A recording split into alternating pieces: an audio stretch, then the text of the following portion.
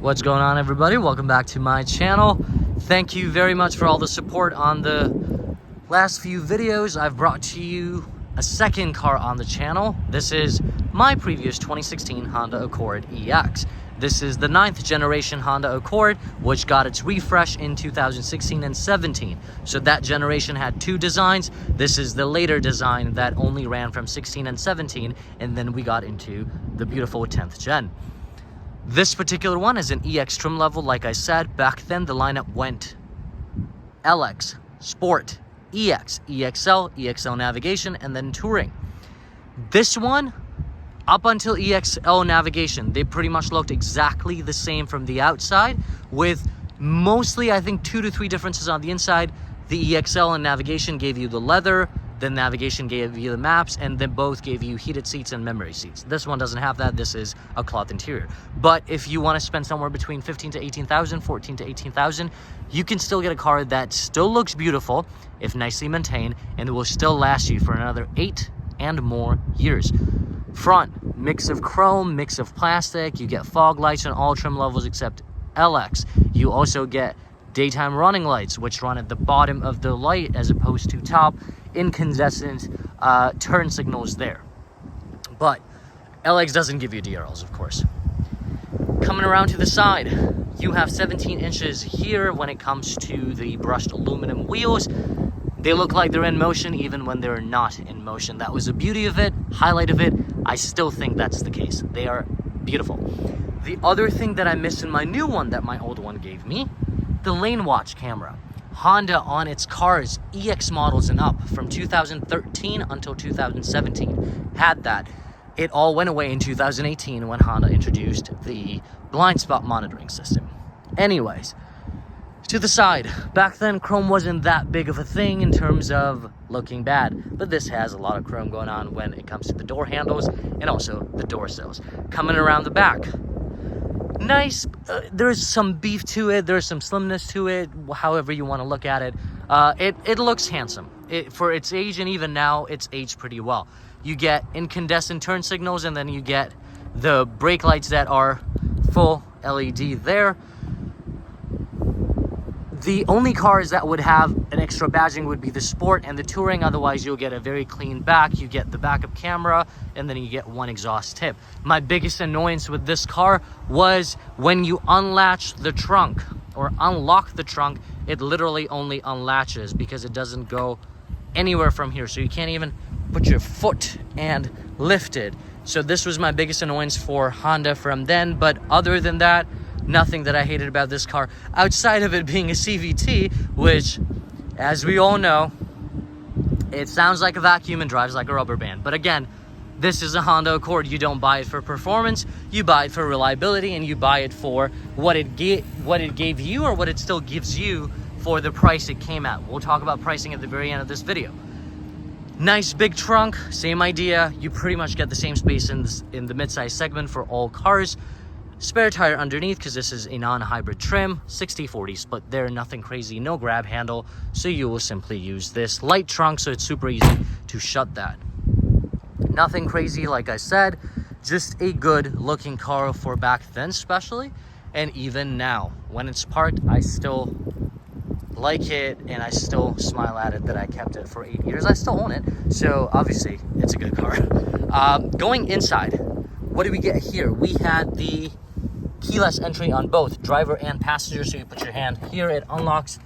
One thing I want to show you, integrated turn signals were on this one as well, which is what I wanted on the new one, and you can only get that on the EXL and Touring back then, or now, and back then you were able to get it on EX and up.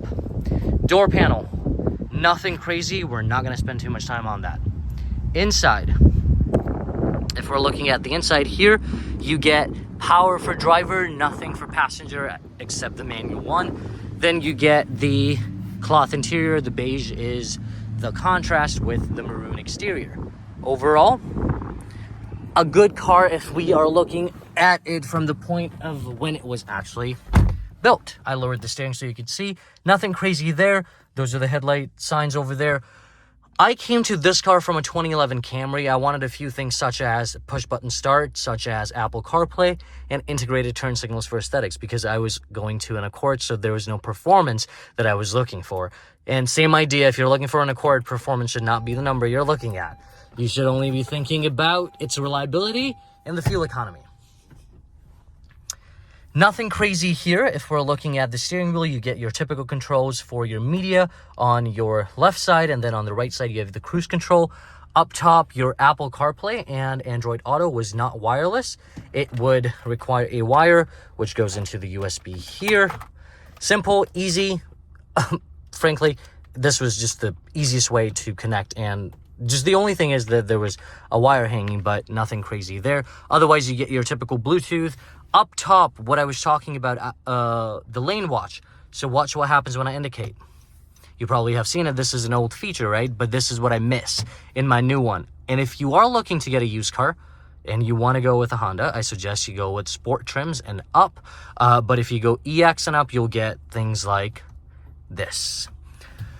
Back then, things were buttonized, so you didn't have the regular dials to control. You had buttons for your ACs, dual climate zone, no heated seats, no ventilated seats for the EX.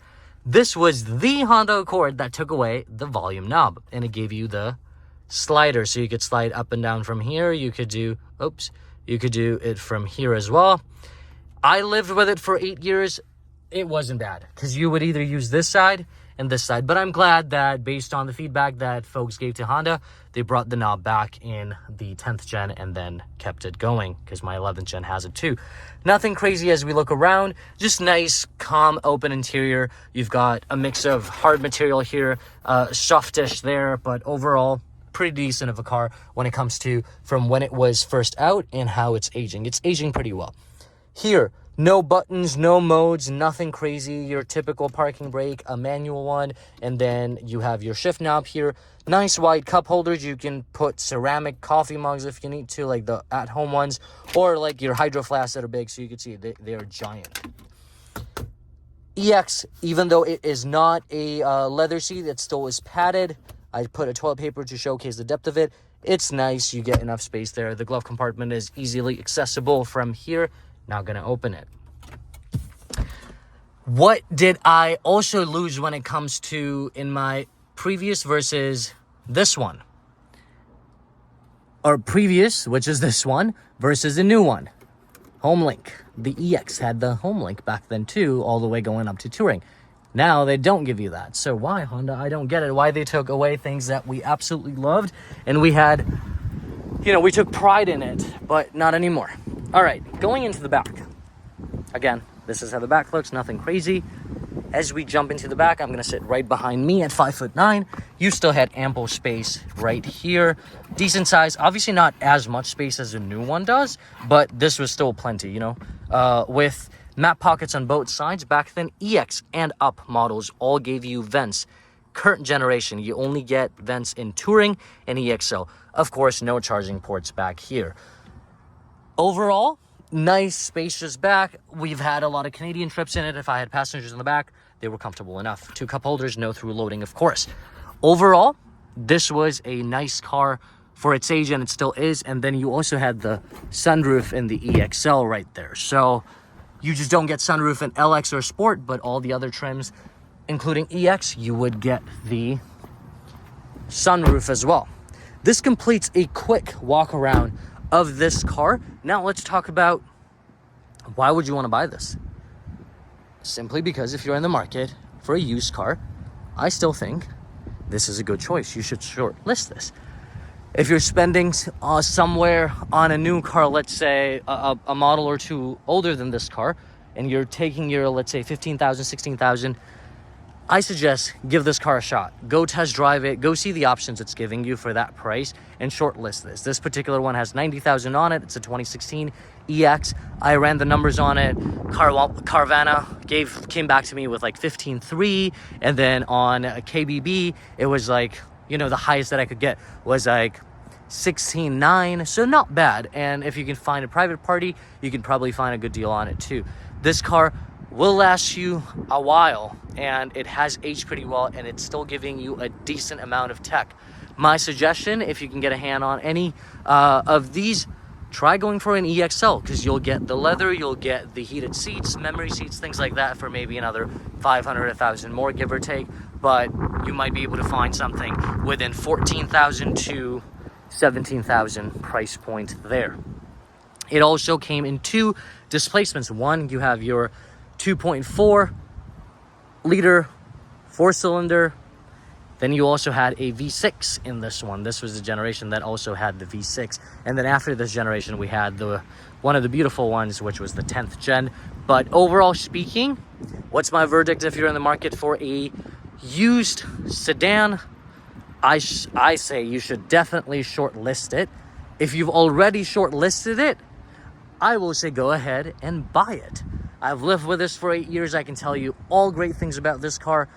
No drawbacks at all, except that if you are someone that wants a regular daily but doesn't want a CVT, can't help you there. But otherwise, this car is pretty solid. If you compare it with a Camry of this generation, I think this blows Camry out of the park completely, especially for the 2016 model year. So here's that. Again, thank you very much for watching. Stay tuned for more videos that I do plan on bringing. Lastly, I just want to thank everybody again for being so engaged and showing me all the support and giving me all the support. Catch you guys later at a different video. Thank you very much. Have a great day.